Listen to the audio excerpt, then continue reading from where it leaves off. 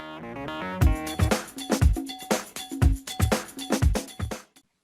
friends, welcome back to Young Coders YouTube channel।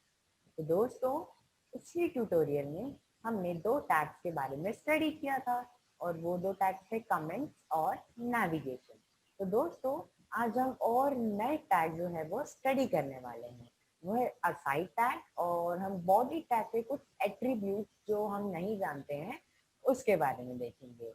तो दोस्तों, इन दोनों की बात हम अपनी प्रैक्टिकल में करेंगे। तो आइए दोस्तों, शुरू करते हैं इसका प्रैक्टिकल। तो ये देखिए दोस्तों, ये हम आ चुके हैं अपनी डेस्कटॉप स्क्रीन पर और यहाँ पर अब हम फटाफट से अपना बेसिक कोड कर लेंगे। तो मैंने यहाँ पर अपना बेसिक कोड कर लिया और इसको एक टाइटल दे दिया है। अब हम इसे सेव करके देखते हैं, ये टाइटल यहाँ पर आ गया और अब इसके अंदर हम एक पैराग्राफ बनाएंगे। पैराग्राफ और पैराग्राफ टैग को हम क्लोज करेंगे।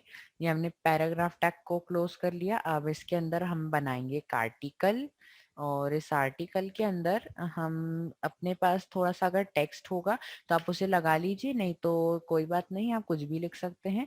तो मेरे पास यहाँ पर देखिए थोड़ा सा कुछ है, तो मैं इसे यहाँ पर कॉपी करता हूँ और इसे कॉपी करने के बाद यहाँ पेस्ट करेंगे और इसे यहाँ पर पेस्ट करने के बाद सबसे पहले तो इसे ठीक कर लेंगे। तो मैंने यहाँ पर इसे यहाँ पर से थोड़ा ठीक कर लिया है। अब हम इसे सेव करके देखते हैं। ये देखिए, ये यहाँ पर आ गया इस तरीके से।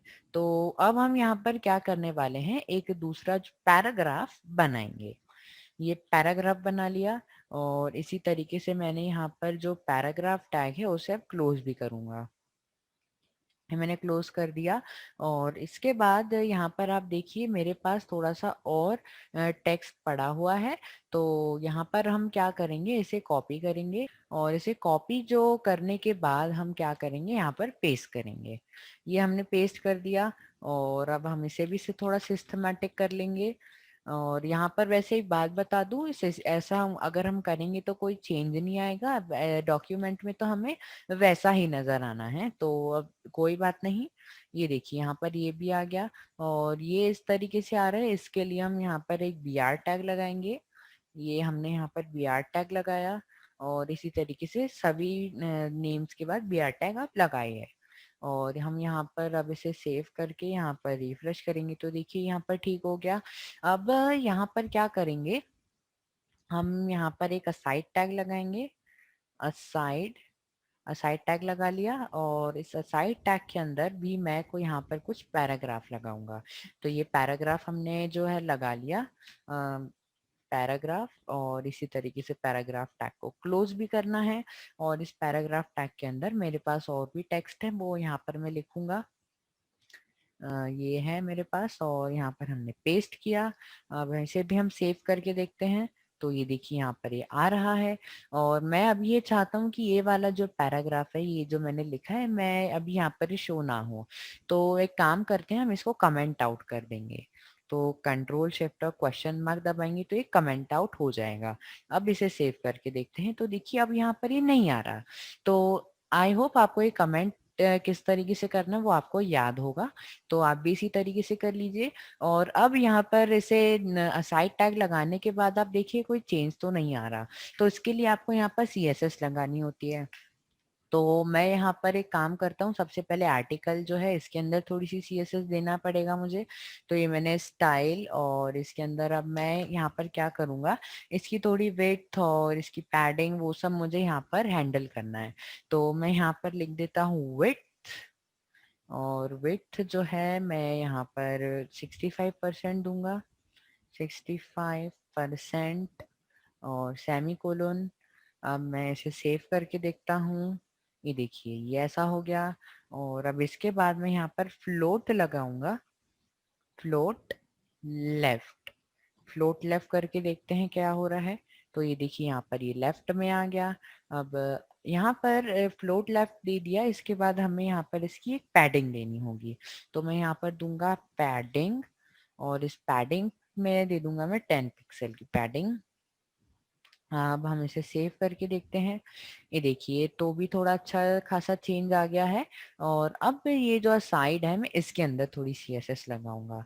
तो ये मैंने दे दिया स्टाइल और इस स्टाइल के अंदर अब मैं यहाँ पर लगा दूंगा विड्थ मैंने दे दिया और इसकी विड्थ मैंने 20% दिया। ये 20% हो गया। अब हम इसे सेव करके देखते हैं तो ये देखिए यहाँ पर ये ऐसा आ गया। तो ये 20% इस तरीके का होता है कुछ। तो अब ये विड्थ जो मैंने दे दिया 20%, उसके बाद मैं यहाँ पर फ्लोट जो है वो फ्लोट मैं इसको लेफ्ट करा दूंगा, फ्लोट लेफ्ट। आप देखते हैं इसे तो ये देखिए थोड़ा लेफ्ट में आ रहा है। अब ये फ्लोट लेफ्ट करने के बाद मैं यहाँ पर इसे बैकग्राउंड कलर दूंगा। ये बैकग्राउंड कलर लिखा मैंने और इस बैकग्राउंड कलर लिखने के बाद मैं इसमें रेड दे दूंगा और ये रेड इसके बाद मैं यहाँ पर कलर दूंगा और कलर में सिंपली मैं वाइट लिख दूंगा। ये वाइट मैंने लिखा। अब हम इसे सेव करके देखते हैं तो ये देखिए यहाँ पर ये इस तरीके से लिख के आ रहा है। तो मैं यहाँ पर एक काम करना चाहता हूँ, मैं यहाँ पर एक हेडिंग दूंगा। तो यहाँ पर एक H1 लगाया, H1 और H1 टैग को क्लोज किया, H1 और अब इसके अंदर मैंने लगा दिया बर्ड्स। ठीक है, अब हम इसे सेव करते हैं और देखिए यहाँ पर बर्ड जो है वो आ गया। और ये देखिए असाइड टैग में हमने जैसी CSS लगाई तो ये असाइड यानी कि साइड में आ गया।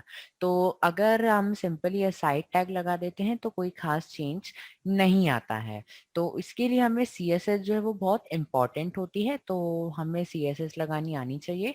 यदि आपको नहीं आती है तो कोई बात नहीं, हम आगे फिर कभी इसे पढ़ेंगे। तो दोस्तों अब बात करते हैं बॉडी टैग के एट्रीब्यूट्स की। तो इसके कुछ एट्रीब्यूट्स होते हैं तो वो मैं आपको बताऊंगा।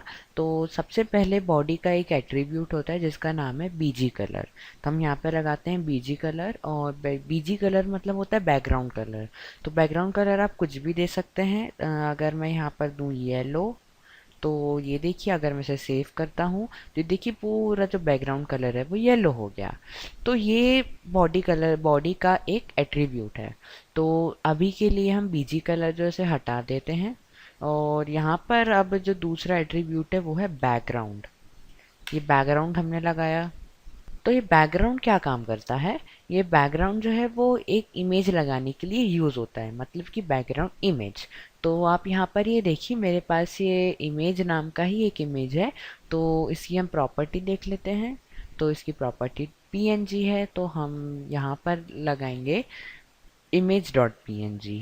ये हमने image.png लिख दिया और अब हम इसे सेव करते हैं और ये देखिए यहाँ पर ये जो हमने इमेज थी हमारी वो यहाँ पर आ गई। तो ये काम होता है बैकग्राउंड एट्रीब्यूट का। और अब जो अगला एट्रीब्यूट है इसका वो है लिंक, ए लिंक और वी लिंक। ये और कुछ एट्रीब्यूट्स हैं लेकिन ये हम तभी यूज़ कर सकते हैं जब हमारे पास कोई एंकर टैग हो या फिर हमारे पास कोई लिंक हो। तो उसके लिए हम क्या करते हैं, यहाँ पर हम एक एंकर टैग बनाएंगे। ये एंकर टैग बनाया हमने और इसके अंदर हम हैश लगा देंगे। इसका मतलब कि अभी कुछ नहीं आना चाहिए। और हम यहाँ पर लगाएंगे गूगल। मैं यहाँ पर गूगल लिख देता हूँ और ऐसा कर देता हूँ और अब हम इसे सेव करके देखते हैं तो ये लिंक यहाँ पर आ चुकी है।